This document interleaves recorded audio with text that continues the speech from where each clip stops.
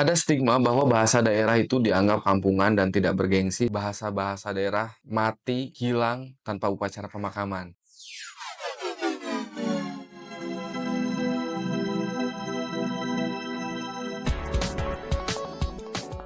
Halo warga bumi, kembali lagi bersama saya Windri di channel Suara Bumi, Suara Budaya dan Ekonomi. Pada episode ini kita akan berdiskusi tentang nasibnya bahasa daerah di Indonesia.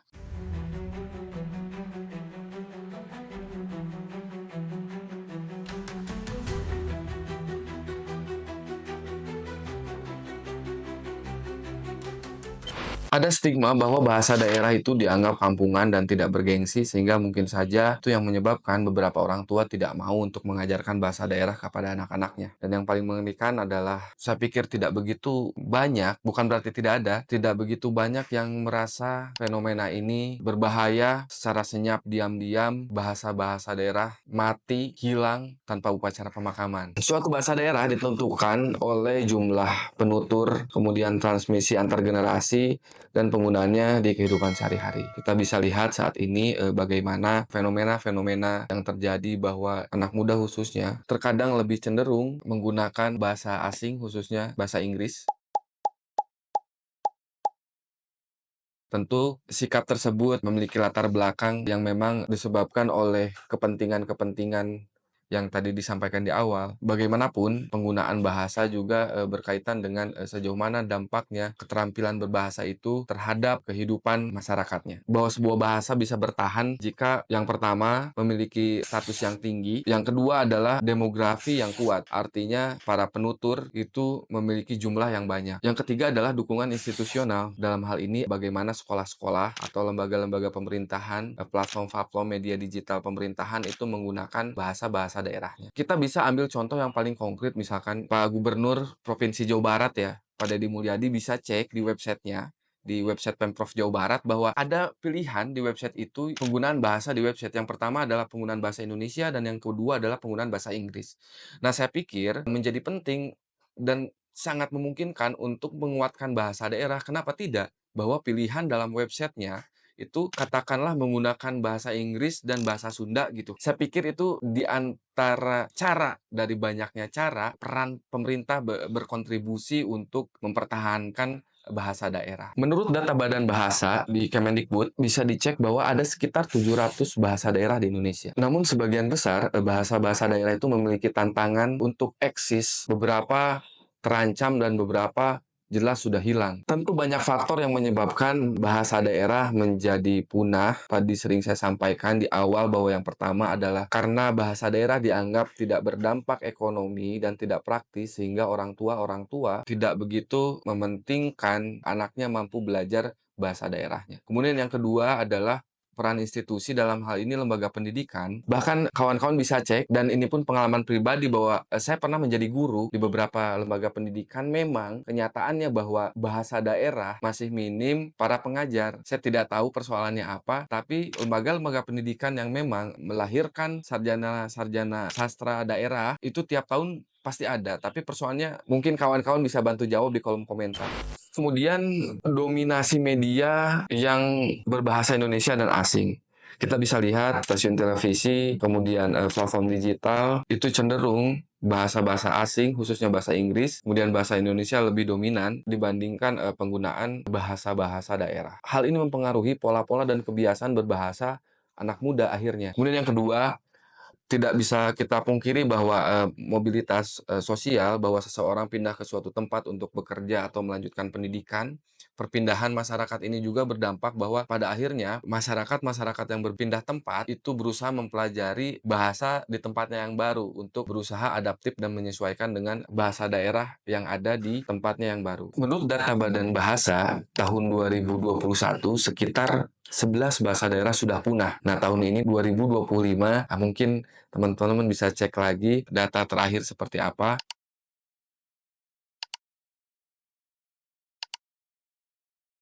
Tapi bagaimanapun, perlu kita sadari bersama, kita akan coba diskusikan. Bahasa daerah tidak hanya melulu berbicara tentang fungsi komunikasi, tapi ada hal-hal yang memang mendalam dan perlu kita pahami bersama dan kita pertimbangkan sejauh mana dampaknya ketika kita kehilangan bahasa daerah. Saya coba masuk kepada pikiran-pikiran yang terlintas mungkin. Kadang-kadang kita berpikir bahwa apa gunanya menggunakan bahasa Sunda tapi tidak bisa masuk tempat kerja, apa gunanya kita fasih berbahasa Batak jika memang yang diperlukan dalam CV itu adalah bahasa Inggris. Tentu ya, itu akan menjadi pertimbangan-pertimbangan yang akhirnya melemahkan kesadaran setiap masyarakat untuk menggunakan bahasa daerahnya masing-masing.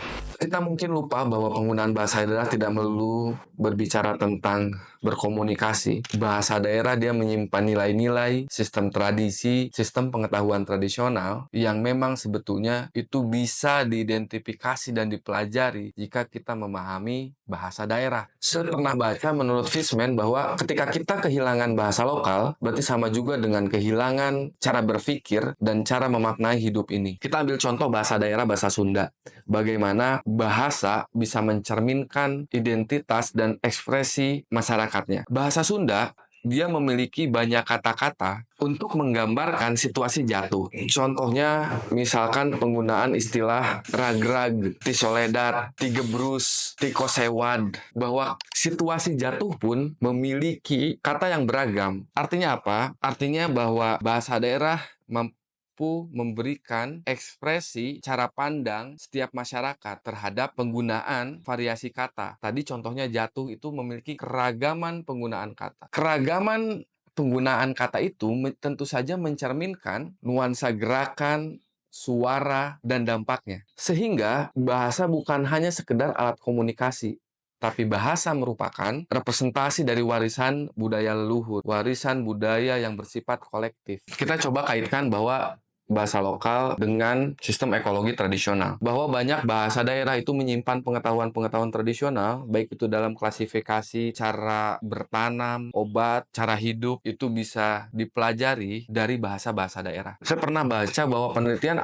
antropologi linguistik membuktikan bahwa bahasa daerah dia mampu menyimpan pengetahuan tentang tumbuhan obat, perkiraan cuaca, dan teknik pertanian. Contoh yang relevan misalkan konsep biocultural diversity, bahwa bagaimana keragaman bahasa, budaya, dan hayati saling terkait erat. Temuan pentingnya adalah hilangnya bahasa daerah itu berdampak terhadap hilangnya sistem pengetahuan tradisional. Bila sebuah bahasa punah, tidak hanya struktur linguistik yang hilang, tetapi juga warisan pengetahuan tentang alam dan masyarakat lokal. Selain yang disampaikan tadi bahwa tentu saja masih banyak dampak yang akan terjadi jika kita kehilangan bahasa daerah. Kita tahu bahwa bahasa daerah membentuk karakter dan cara pandang sebuah masyarakat terhadap sesuatu. Kemudian, bagaimanapun, bahasa menyimpan pengetahuan-pengetahuan tradisional, tradisi lisan, legenda, doa-doa, lagu-lagu, cerita rakyat, hukum, adat istiadat, dan pengetahuan leluhur. Kehilangan bahasa sama dengan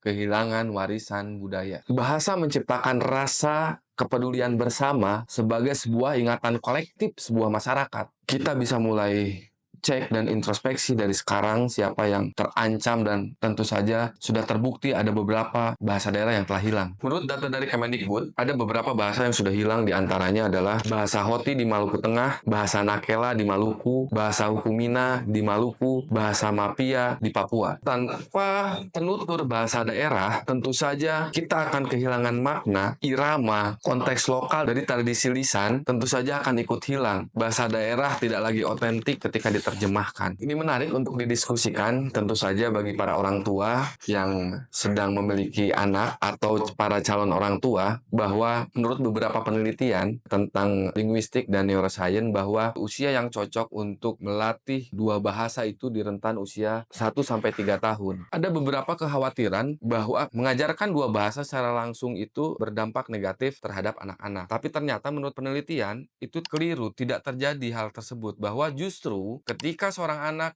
diajarkan dua bahasa yang berbeda, itu memberikan dampak yang positif. Dampaknya mereka cenderung lebih multitasking dan mampu untuk memecahkan sebuah masalah. Tradisi tulisan memang punya kelebihan dapat bertahan lama dan tidak terikat oleh ingatan. Tradisi lisan, dia memiliki keunggulan diantaranya adalah dapat memberikan nuansa budaya, unsur logat bahasa daerah, kemudian ritme bicara, hingga ekspresi tradisional. Yang tadi saya sampaikan di awal bahwa situasi jatuh pun dalam bahasa Sunda itu memiliki keragaman penggunaan kata-katanya. Sehingga kenapa tradisi lisan masih penting untuk kita pertahankan, menjaga supaya warisan budaya khususnya bahasa daerah itu dapat diberikan secara otentik. Kawan-kawan bagaimanapun bisa cek, walaupun saat ini saya berbahasa Indonesia, tapi mungkin jika sedikit saja mengecek bahwa logat-logat saya, ritme bicara saya, itu bisa teridentifikasi oleh teman-teman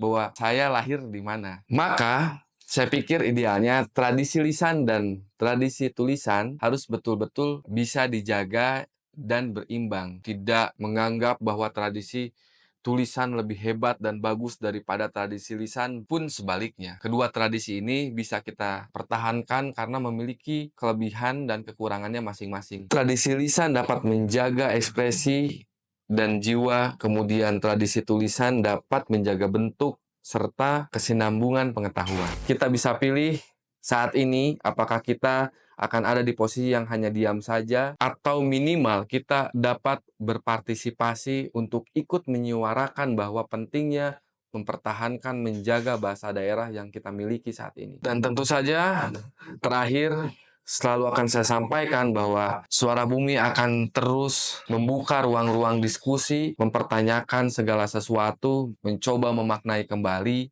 sehingga terlahir harapannya gagasan-gagasan yang mampu untuk menjadi kompas untuk kita melangkah saat ini dan menjadi solusi di masa yang akan datang. Jika kawan-kawan tertarik dan menyukai konten-konten seperti ini, kalian bisa like dan share, atau tentu saja jika kalian tidak mau ketinggalan konten-konten ini, kalian bisa berdiskusi ke depan. Jangan lupa untuk subscribe channel ini. Terima kasih banyak atas waktunya. Suara Bumi dari kami untuk negeri. Terima kasih.